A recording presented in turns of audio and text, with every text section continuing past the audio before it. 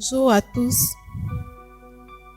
On va partager une part de parole que le Seigneur a disposé, que le Seigneur dispose encore. Avant de commencer, on va remettre tout entre les mains du Seigneur, qu'il conduit toutes choses, qu'il ouvre nos cœurs afin que nous puissions,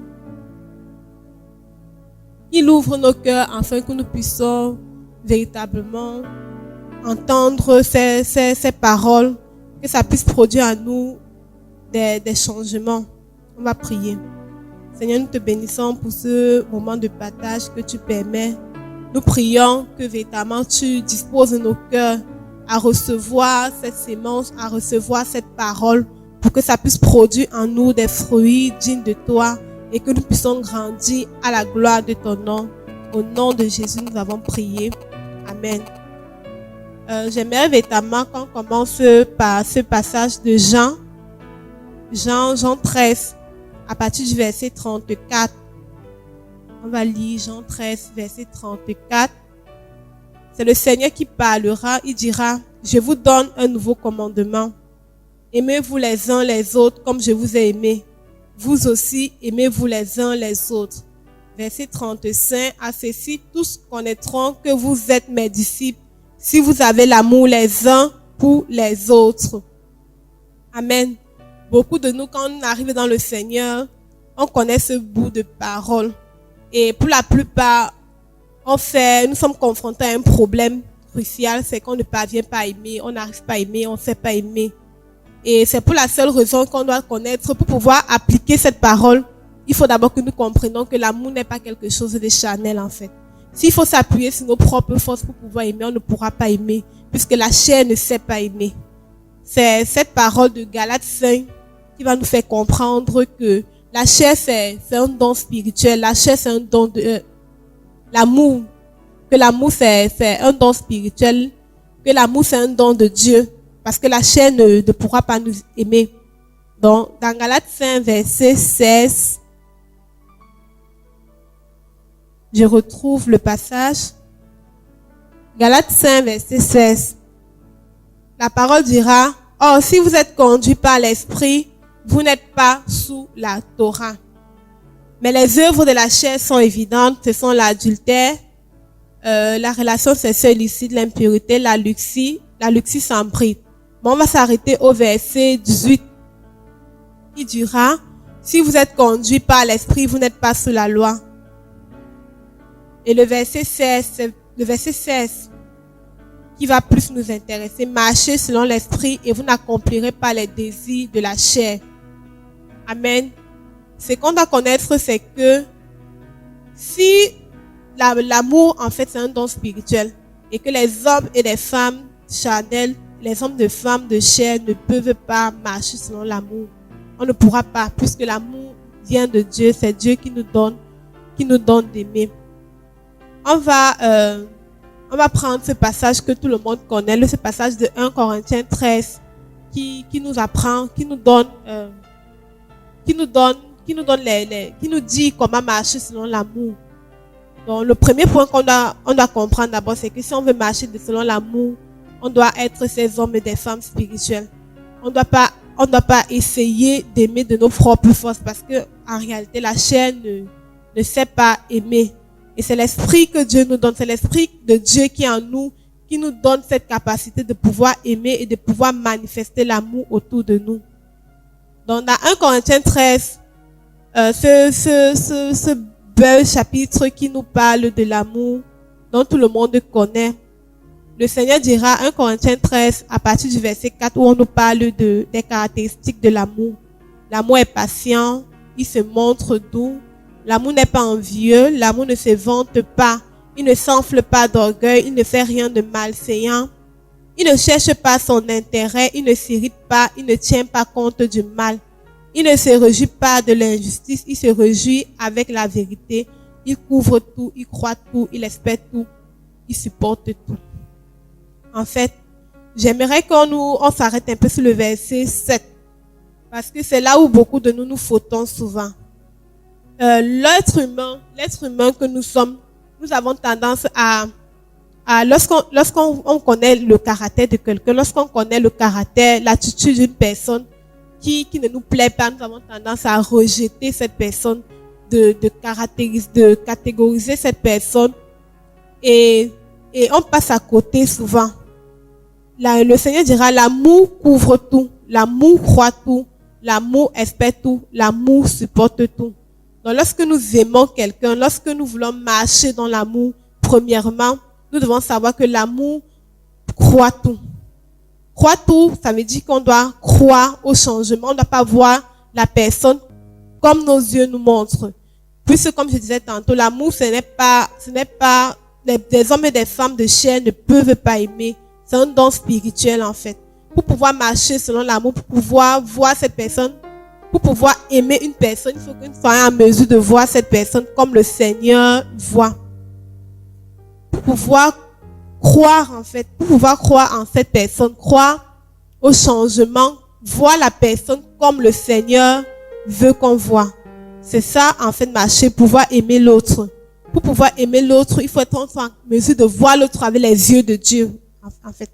Donc, voir l'autre avec les yeux de Dieu va nous permettre de croire, de ne pas nous arrêter à ce que nos yeux physiques voient. La plus grande preuve de l'amour, en fait, se manifeste quand nous sommes en face des faiblesses de l'autre. Généralement, c'est facile de dire qu'on aime une autre lorsqu'on s'entend bien avec la personne, lorsque cette personne est gentille avec nous, lorsque cette personne nous montre de la tendresse. Mais l'amour, le Seigneur attend qu'on manifeste plus de l'amour lorsque nous sommes à mesure de voir la faiblesse de l'autre, de voir les manquements de l'autre et de pouvoir l'aimer, de pouvoir croire que le Seigneur est capable de changer cette personne, de pouvoir espérer que le Seigneur est capable d'opérer des miracles dans la vie d'une personne et de pouvoir supporter, puisque on voit cette personne désormais non avec nos yeux charnels, non avec nos yeux physiques, mais avec les yeux de l'esprit que le Seigneur nous donne. Nous pourrons être en mesure d'aimer la personne et de manifester l'amour véritable selon le Seigneur, en fait. Donc, on récapitule. La première chose pour marcher selon l'amour, c'est d'abord réaliser que l'amour, c'est un don de l'esprit et que de nos propres forces, de nos propres chairs, on ne pourra pas aimer. Et deuxièmement, pour marcher selon l'amour, il faut que nous soyons en mesure de pouvoir voir notre prochain comme Dieu le voit. De pouvoir voir le bien là où nos yeux physiques voient le mal à travers la personne.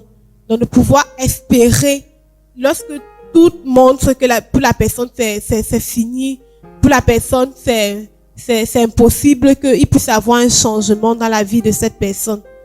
Et là, nous pourrons manifester l'amour que le Seigneur attend de nous. Il y a ce dernier passage que j'aimerais qu'on partage dans 1 Timothée 5. 1 Timothée 1 à partir du verset 5. Le verset 5. Le Seigneur dira, « Oh, la fin du commandement, c'est l'amour qui vient du cœur pur, d'une bonne conscience et d'une foi sincère. » Verset 6. « Dès quelles choses quelques-uns s'étant écartés, ils ne se sont égarés dans une conversation vaine. » Verset 7. « Voulant être docteurs de la Torah, mais ne comprenant ni ce qu'ils disent, ni ce qu'ils affirment fortement. » Donc, ce qui revient dans toute la parole, c'est l'amour. Ce qui revient dans le commandement que le Seigneur nous laisse, il nous a laissé avant de partir, c'est de nous aimer, c'est de l'amour, en fait. On ne peut pas se dire enfant de Dieu, se dire chrétien, si nous sommes incapables de manifester l'amour. Et pas seulement envers ces gens qui nous montrent de l'affection ou bien qui nous montrent de la tendresse, mais envers ces gens qui nous rejettent, envers ces gens qui nous méprisent, envers ces gens qui ne veulent pas du bien de nous, qui cherchent même à nous faire mourir. Dans ce passage le verset 7, on dit la fin du commandement, c'est l'amour. Et l'amour provient d'un cœur pur. Parce que nos cœurs, en fait, si nos cœurs n'a pas été purifiés par le sang de Jésus, on ne sera incapable d'aimer. On ne sera incapable de manifester l'amour sincère. On sera incapable d'aimer comme Christ, puisque c'est ça l'amour. Et d'une bonne conscience et d'une foi sincère. Donc l'amour provient du cœur, en fait.